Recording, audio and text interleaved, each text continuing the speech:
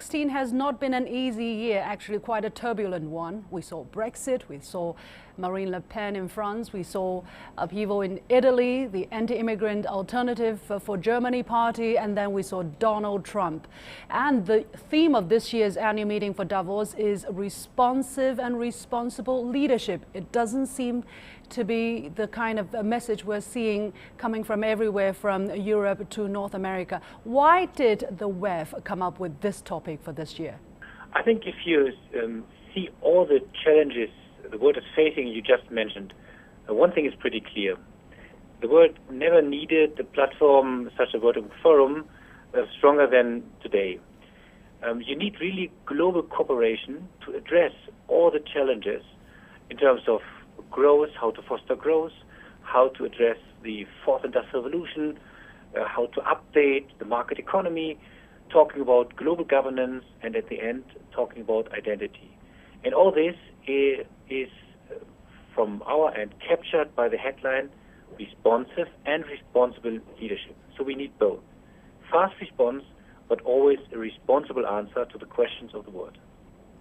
Now, Chinese President Xi Jinping is going to be the first Chinese president to attend the WEF in Davos. Why do you think China has chosen to participate at this particular moment? What do you think is the message China wants to bring to the world? So first, we are very delighted to welcome His Excellency, the Chinese President, as well as a huge delegation with other ministers and the business delegation also. And yes, so I think we see some discussions across the world questioning the globalization. And at the same time, we do have now the President of the People's Republic of China here in Davos, which in itself is a strong symbol, a strong statement, because it's an outreach from our understanding to the rest of the world, from People's Republic of China, saying in this time, we do need even more globalization, more global cooperation, and we would like to take a major part of this. How do you think President Xi is going to persuade the people? Because people don't need to be told more of the benefits of globalization. We all see it in our daily life. But what people were not expecting were the fallout from globalization. Some parts of the population have been left out in the employment, in the process of automation and all of that. How can President Xi persuade people that although globalization has brought some problems, it is still the right path to go forward?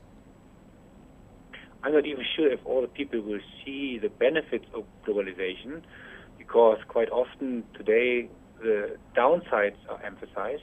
So it's even more relevant to have such a relevant public figure here in Davos talking about both sides of globalization. And if we see still a globalization by the economy, by the companies, I would say that it would be maybe the wrong way to come from the policy point of view more to a regional or even national approach.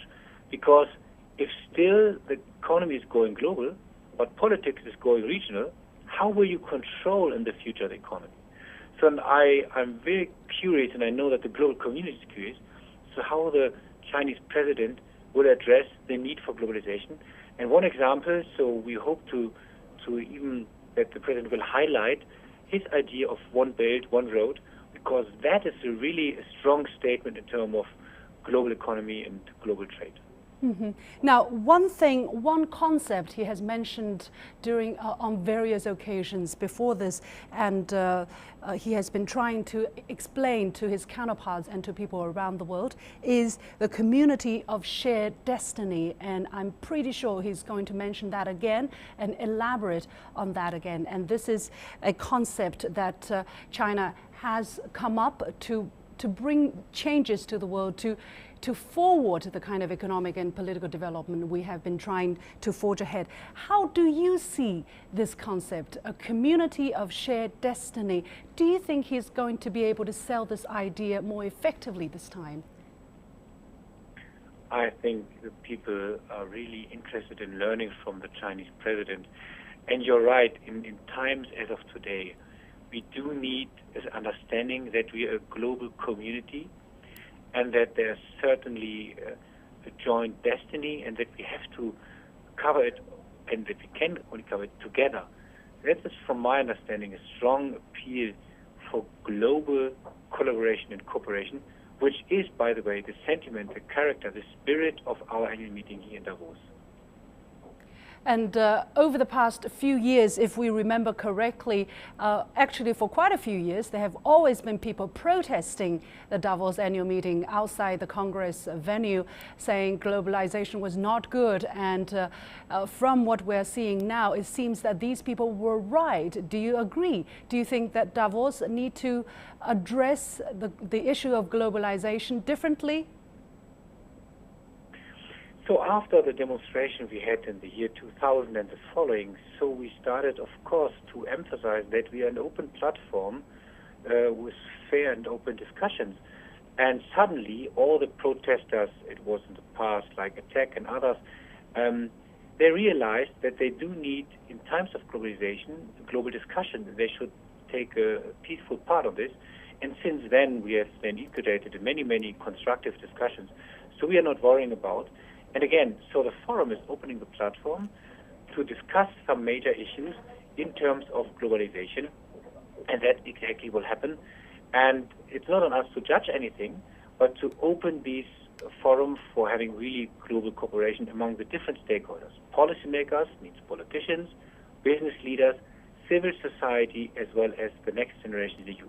It's their future, and so I think that is the right approach to address the question marks many people have in terms of globalization. So we will not only highlight the benefits, that is maybe not sufficient. No, we will really address that, the right way to address all the challenges coming with the globalization can only be solved together. Yes. Now, the U.S. President Donald Trump is going to inaugurate just days, even at the same time, while the Davos annual meeting would be going on.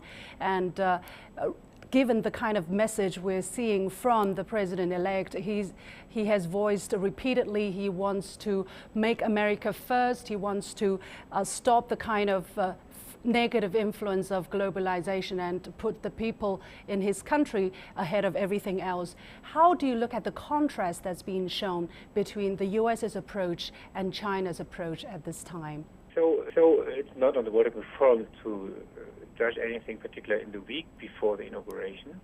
But we are delighted to have also one representative out of President-elect's transition team. Anthony Scaramucci will have a session here in Davos as well. And so I think he will develop the economic strategy, certainly giving some answers in terms of globalization and the new approach by the U.S. administration. Finally, President Xi will be leading a group of business executives, including Jack Ma, Wang Jianling, Zhang Yaqing, Sun Yafang, and so on. Size and scale of the Chinese delegation will be, I guess, the biggest in history as well. And this will be allowing more Chinese voices to be heard in many of these global discussions. We are, again, very delighted to have such a huge, relevant, and impactful delegation welcoming here at the annual meeting in Davos. And yes, you're right, it's a strong signal and a symbol and a statement that we are truly a multipolar world.